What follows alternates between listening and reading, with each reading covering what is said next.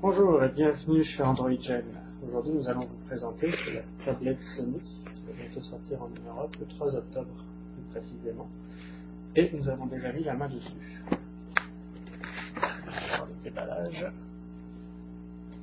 Donc, cette tablette Android Honeycomb 3.1.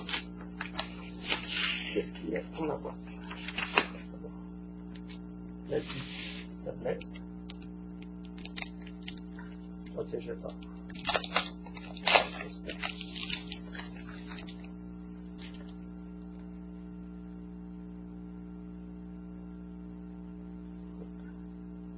Comme vous pouvez constater, comme beaucoup de reflets. Alors, au niveau des connectiques, elle propose une prise jack sur le côté pour les écouteurs, une petite fente sur le côté pour un port micro USB et un slot SD complet, donc pas de micro SD. Nous avons une caméra en façade et une caméra au dos de 5 mégapixels. C'est une tablette certifiée PlayStation. Vous avez le petit logo ici qui est du coup. Donc le dos de la tablette est avec une surface un peu légèrement rugueuse, avec des petits granulés. Et sur le côté, nous avons le bouton Power, les boutons volume plus et moins, et un petit bouton Reset pour redémarrer la tablette en cas de problème. Un haut-parleur ici, un deuxième ici, et ici pour accrocher la Dragon.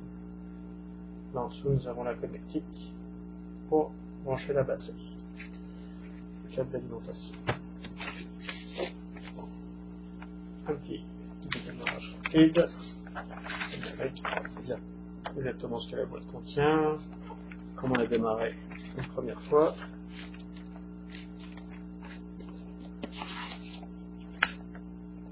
Encore les premières indications. À l'intérieur de la boîte, nous retrouvons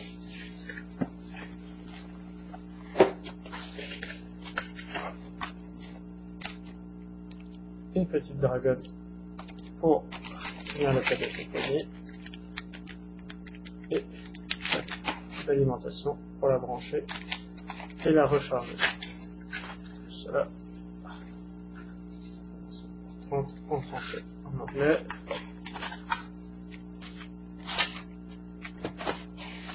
Et c'est tout. C'est strict nécessaire. Alors, c'est le premier allumage de la tablette. Coucou, c'est moi qui le veux. Donc il faut tenir pendant 3 secondes.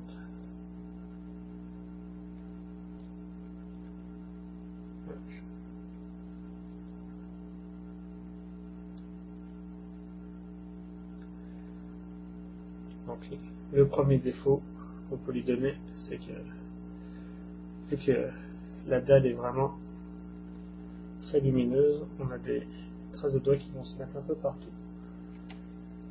Il y a l'animation pour commencer. Première chose à faire, régler le langage. On va mettre en français. Et après, on va vous demander de configurer le sans fil. Configurer plus tard. Les LED ATR. Étant donné que moi, je vis au Canada, je vais mettre l'heure qu'il est actuellement.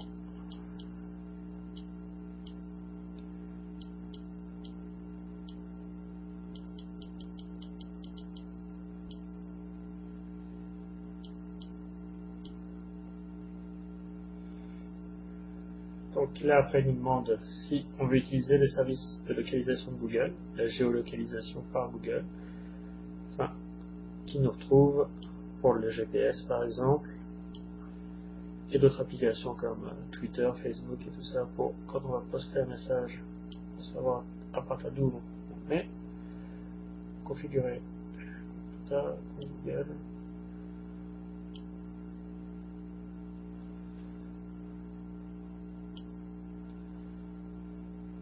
La configuration est réussie.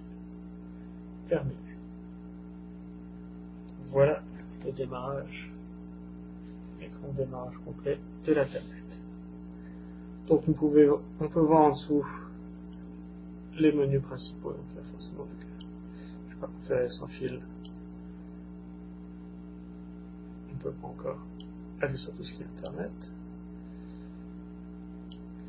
Mais il y a déjà des applications qui sont prédéfinies pour, par exemple, se servir de la tablette comme une télécommande.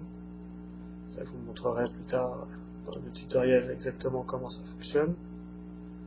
Un lecteur vidéo embarqué propriétaire de Sony, avec déjà des vidéos qui sont déjà installées dessus. Je vais vous montrer à peu près comment ça fonctionne.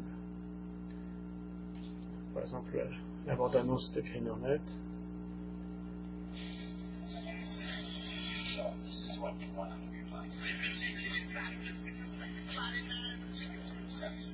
Remarquez que l'image quand même est vraiment assez belle. Belle image en haute définition. Et propre, le son est assez clair aussi. Un peu faible à mon goût, mais il est suffisant. Après, nous avons tout un lot d'applications préinstallées par Sony. Comme Ustream, l'appareil photo, trouver les adresses, Crash Bandicoot, Music Unlimited, les musiques, la navigation, l'Android Market, YouTube.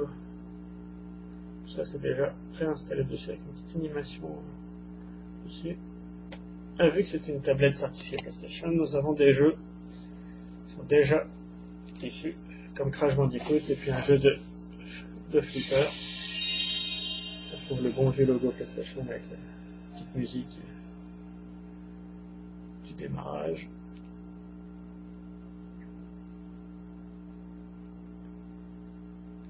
Donc là, on a les boutons directement sur l'écran. Tous les boutons de la même PlayStation, avec les boutons, les gâchettes R1, R2, L1, L2 tout en haut.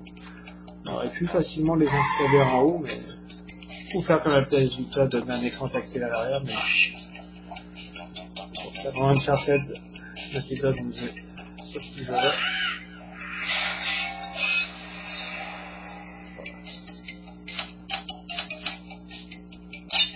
Là, ça ne sert pas de profil d'écran tactile vraiment, c'est vraiment une émulation de la version PlayStation qu'on avait connue,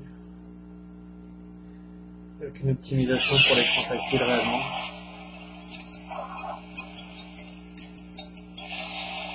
Ça tourne quand même assez bien.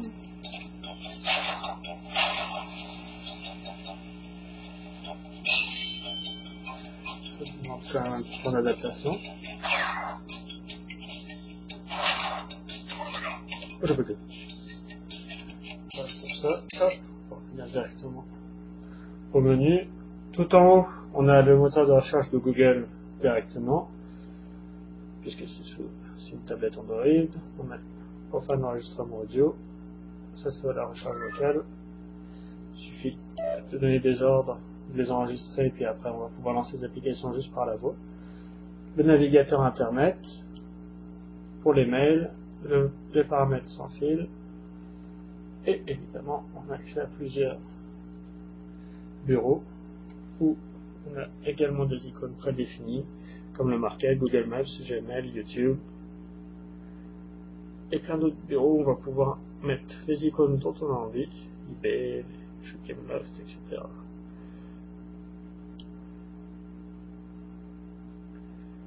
Donc voilà pour la première présentation de la tablette. Je vous en ferai une plus complète quand j'aurai le temps de la tester plus longtemps. Mais ça me semble être un bon produit, un excellent produit. Et le fait en plus qu'il soit avec un design original par rapport à les autres qui se ressemblent toutes. Celle-ci est un peu recourbée comme un livre, comme un magazine. Quand on le pose directement, ça permet de voir plus facilement. Donc voilà, le test complet, bientôt sur Android Gen. Merci, au revoir.